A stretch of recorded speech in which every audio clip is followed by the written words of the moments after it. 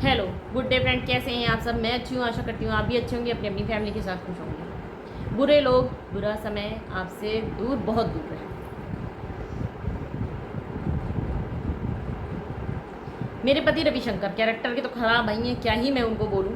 अभी दूसरों को भी जो है गलत बोलना स्टार्ट कर दिया है इन्होंने। तो आज इन्होंने जो मेरे उस पर जो है, जैसे कि कुछ बोलती हैं लेडीज़ें, तो उनको ये जा करके उनके उस पर जो है गलत बोलने लगते हैं। कोई बात नहीं, वैसे आदत है इनकी, कुछ कहा नहीं जा सकता। इनकी आदत है गाली देना, बेइज्जती करना, बदतमीज़ी करना, कोई नई बात नहीं। इन्होंने मुझे बोला है अगर एक बाप की हो तो औकात है तो लेके दिखाना, और बोला है साबित करो। और ये 3 कमेंट का मैं पहले जवाब दे देती हूँ। अगर एक बाप की हो तो मैं तो एक बाप की हूँ, एक के साथ रही। तुम कितने बाप के हो और कितनी, इसीलिए इतने लोगों के साथ रहे हो क्या? ये बताओ, तुम्हारे कितने पापा हैं? मैं सबके सामने पूछ रही हूँ। मेरे बच्चे से तो पूछ लिया था तुम्हारी मम्मी ने, ठीक है? तो मैं तुमसे पूछ रही हूँ कि तुम्हारे कितने पापा हैं रविशंकर, बोलो। कितने लोगों के गुण लेके तुम पैदा हुए हो कि एक के साथ तुम रहते नहीं बनता, तुम 36 जगह मुंह मारते हो जा करके। और यही है, औकात है तो लेके दिखाना। औकात है बहुत कुछ करने की, बट किसी वजह से मुंह बंद है मेरा। नहीं, तुमको भी पता है कि क्या क्या हो जाएगा और कौन कौन लपेट जाएगा, ठीक है? तो मेरा मुंह मत खुलवाओ सोशल मीडिया पे, क्योंकि इससे ज़्यादा अगर मैंने बोला ना तो लेनी देनी पड़ जाएगी तुम्हारी। तो औकात में तुम रहो। और जो तुमने अपने पालतू कुत्ते पाल रखे हैं ना, दोस्त शराबी वाले, आवारा, गरीब, फटीचर, ठीक है ना, उनसे कह दो अगर काम नहीं होता है ना, दूसरे घर में आग लगाने से बेटर है लेबर मजदूरी का काम कर लें। दिन भर रविशंकर रविशंकर ना करते रहें, ठीक है? कुछ काम धंधा कर लें। रविशंकर की पेमेंट से उनका घर नहीं चलेगा।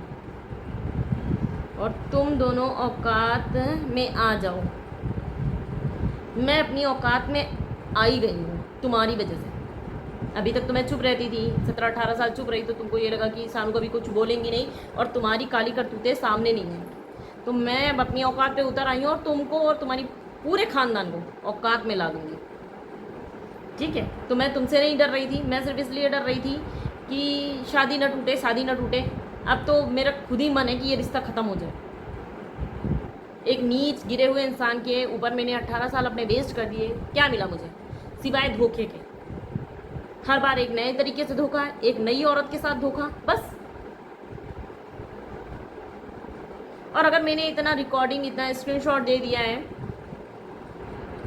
तो एक अपनी बेगुनाही का सबूत तुम भी तो दे सकते हो। क्यों भाग रहे हो? आओ सामने, करो पंचायत। मैं कहती हूँ तुम एक बाप के हो तो करो पंचायत, आओ सामने, मैं लेके आऊंगी चंदा को। और गोमती नगर में क्या है ये भी मैं साबित कर दूंगी। बेफिजूल की बातें, सिर्फ तुमसे बातें करा लो, चपड़ चपड़ चपड़ चपड़, बस। इससे ज़्यादा कुछ नहीं होता। कहीं से फौज की नौकरी मिल गई नहीं, घूम घूम के ना नौटंकी करते पूरी फैमिली। और तुम्हारी नौकरी की वजह से इतनी सुंदर और अच्छी वाइफ मिल गई है। नहीं तुम्हारे कर्म थे ना, तो गली की कुतिया भी तुमको ना पूछती। मेरी तो बात ही छोड़ दो। और प्रगति आज के बाद कमेंट मत करना। क्यों? कभी इस तरीके तुमने भाभी से कहा, भाभी आज के बाद मेरे पास कॉल मत करना, मेरी बीवी है, मेरा बच्चा है? अगर दूसरे की बीवी से जब लव यू खेल रहे थे ना बाबू, तो ब्लॉक कर देते ना, तो आज ये कुकुर जैसी हालत ना होती तुम्हारी, ठीक है? जो गली गली घूम रहे हो, भटक रहे हो, हैं, उससे रोना, मेरी बीवी से कह दो सुलह कर ले, माफ़ कर दे। मैंने पहले ही समझाया था कि नाटक किए तो ना आपकी सुलह होगा, ना आपकी माफ़ी होगी, और आपकी वो तमाशा, वो तांडव होगा ना कि तुम वहीं 7 पुश्ते याद रखेंगी कि क्या हुआ था। और जो तुम दूसरों को बोलते हो तुम इसी लायक की थी, इसीलिए ये चीज़ हुई है, तुम उसके बारे में जानते क्या हो कि वो किस लायक की थी? वो गवर्नमेंट में जो है अच्छी खासी जॉब पे है वो, ठीक है? और उनके ससुराल वालों को उनके कर्मों की सज़ा मिल गई, सब निपट लिए, सब राम प्यारे हो गए। नंद बची हैं, वो भी भागी भागी फिर रही हैं पुलिस की डर की वजह से। तो ये तुम्हारा आने वाला फ्यूचर है रविशंकर। सेम चीज़ें, सेम प्रोसेस तुम्हारे साथ होगा। अभी तो शुरुआत हुई है, आगे आगे देखो होता है क्या। कहते नहीं है भगवान कि कर्मा बहुत बड़ी चीज़ होती है। अगर हम किसी को सताएंगे तो हमें सताने वाला आ ही जाएगा। पहले मैं नहीं बोल रही थी, बट अब मेरे अंदर इतनी हिम्मत आ गई, मैं लड़ना स्टार्ट कर रही हूँ। और तुम लोगों को लगता है ना कि जो है भाई तुम जो है ये ऐसे बोलोगे और मैं जो चुप हो जाऊंगी ना। नहीं, जो बोलना है तुम लोग बोल लो, मेरे को फ़र्क नहीं पड़ता है। क्योंकि मैंने 18 साल में इतना अपनी फैमिली, अपने ससुराल का, अपने पति का इतना टॉर्चर सहा है ना कि मेंटली मैं इतना स्ट्रांग हो चुकी हूँ कि मुझे किसी की बातों का फ़र्क ही नहीं पड़ता। लोग अगर मुझसे पूछते हैं कि सानू तुम्हारी लाइफ में क्या चल रहा है, मैटर क्या चल रहा है, मैं बोल देती हूँ मैंने यूट्यूब पे पोस्ट कर दिया, आप देख लीजिए। मैंने खुल के बोल दिया कि मेरे पति का अफेयर है।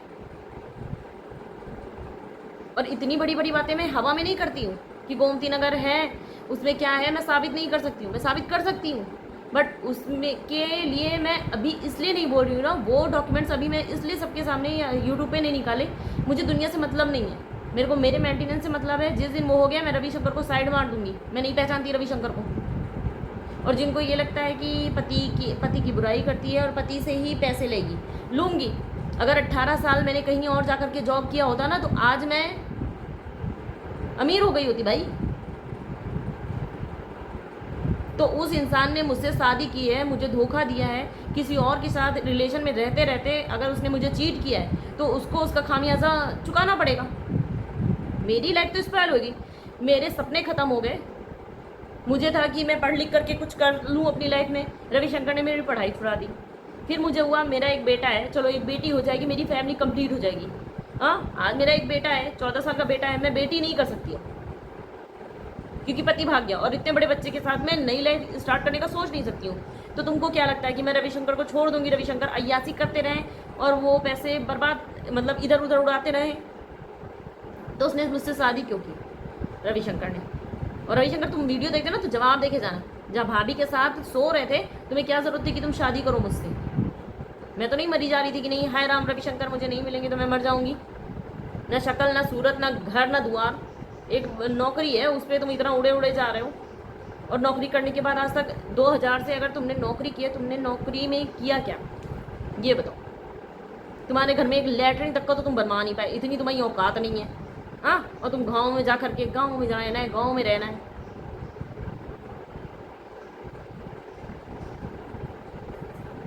अगर कैरेक्टर अच्छा होता ना तो कहाँ से कहाँ पहुँच गया होते। पर नहीं, 10 औरतें पालनी है भाई, तो 10 औरतें जो पाल रखे हो, जो अपने घर में बांध रखे हो, हाँ, और जो हमारा दोस्तों को तुमने पाल रखा है उनका जो है पेमेंट नहीं देनी पड़ती क्या? और जिनको लगता है कि भाई पति के पैसे लेगी और मायके में जाके रहेगी, ना ना, मैं मायके में नहीं रह रही, मैं लखनऊ में रह रही हूँ। जो लोन का घर रविशंकर ने मुझे दिया था, मैं रविशंकर की लीगल वाइफ हूँ। अगर रविशंकर मुझे तलाक देते हैं तो दे दे, खुशी खुशी। मैं वैसे भी उस बंदे के साथ नहीं रहना चाहती, ठीक है? अगर रविशंकर को खुल के रहना है जा करके शादी कर ले। मैं तो खुद कह रही हूँ कि मैं चंदा सुनीता समा से शादी करा दूंगी। और भी जो लड़कियां हैं ना उनका तो मैं नाम ही नहीं ले रही हूँ भी, क्योंकि वो बवाल हो जाएगा ना, फिर रविशंकर पीटे जाएंगे विधवत, क्योंकि अगर उनकी फैमिली को पता चला तो। पर मुझे पता है वह उन औरतों की लाइफ में कलेश नहीं करना चाहती, क्योंकि उनकी लाइफ में पहले से ही कलेश है। उनके पति वैसे भी शराबी हैं और उनको पता नहीं है। अगर उन्हें पता चला ना कि मेरी पत्नी का ऐसे ऐसे रासलीला चल रही है तो पीटी जाएंगी वो भी। तो मैं सिर्फ कुछ मेन है उन औरतों का नाम ले रही हूँ। और जिसको मेरी पोस्ट बुरी लगती है भाई, मिर्ची लगती है, मत देखो। अगर आपका कैरेक्टर खराब होगा तो आपको मेरी वीडियोस सुई की तरीके चुभेंगी एकदम।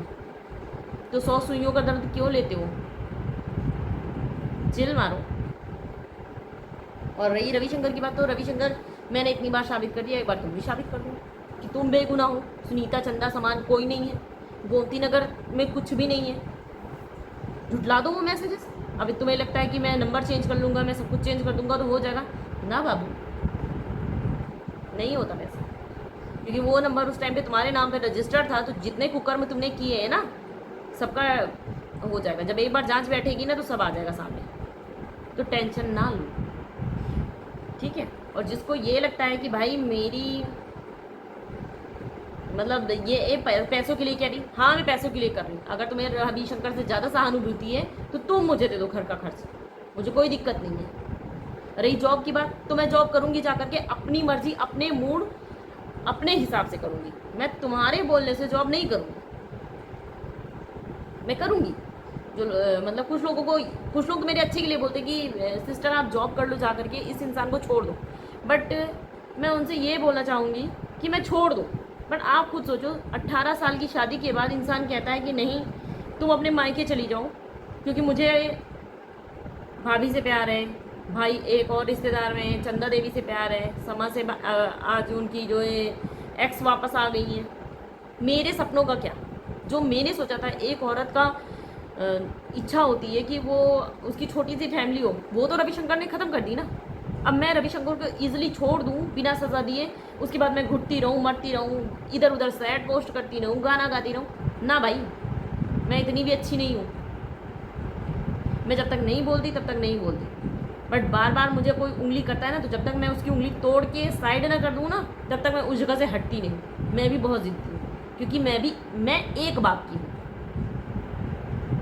और रविशंकर तुम एक बाप के बिल्कुल नहीं हो, तुम अपने सारे बापों का ना नाम लिख के लेके आना कि कौन कौन है, क्योंकि कोई भी आदमी इतना गंदगी में नहीं उतरता जितना तुम गंदगी में उतरते हो। तो ये 10 लोगों का कॉम्बिनेशन एक रविशंकर पैदा हो गया। मुझसे बोल रही थी ना तेरी माँ कि डीएनए टेस्ट का, मैं तो करा के दे देती। अब तुम भी साबित कर देना कि तुम सूर्यपाल के बेटे हो, और तुम्हारे जो जितने भाई बहन है ना सब अलग अलग शकल के हैं, और सबका डीएनए टेस्ट ले करके फिर आइयो सामने, क्योंकि मैं तो मेरा एक बेटा है, मैं तो उसका साबित कर दूंगी। तुम्हारे जितनी भाई बहन है सब अलग अलग शक्ल की हैं, पता नहीं किसको पट रखे हो, कोई एकदम काला, कोई एकदम गोरा, कोई ब्लैक एंड वाइट, सबका अलग ही रखली चल रहा है। उसके बाद बोलते हो एक ही बाप के हो तुम सब, हम तो नहीं मानते। मुझे मुंह उतना लगाओ जितना तुम्हारा चल जाए। अभी मैं यूट्यूब पे बैठ के तुम्हारी इज्जत उतारूंगी तो कोई मतलब नहीं बनता इससे ज़्यादा। अगर तुम जितना मुझे बोलोगे उतना ही मैं जवाब दूंगी। ऐसे तो नॉर्मली मैं अपनी लाइफ की स्टोरी बता रही हूँ जो मैंने झेला है। अगर मैंने और एक्स्ट्रा में खोलना स्टार्ट कर दिया ना तो तुमको पता है कि तुम्हारे साथ साथ कौन कौन फंसेगा। जिसने किया होगा ना गलत वो सब फंसेंगे, और किनका घर टूटता है मुझे फ़र्क नहीं पड़ता कि कौन जेल जाता है कौन क्या करता है, मुझे किसी भी चीज़ का फ़र्क नहीं पड़ता। मुझे अपने फ्यूचर से मतलब है।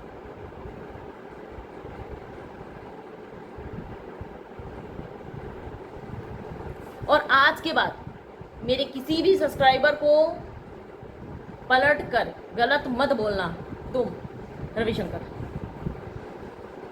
नहीं तो गोमती नगर वाले स्क्रीनशॉट भी ना तुम देखोगे अपनी आंखों के सामने, और फिर मत बोलना कि नहीं ये क्या कर दिया तुमने, हाय राम मेरी बेइज्जती हो गई, मेरे ऊपर ये हो गया, मेरे ऊपर वो हो गया। बिल्कुल नहीं, क्योंकि रिस्पॉन्सिबिलिटी सिर्फ तुम्हारी होगी और किसी की नहीं होगी।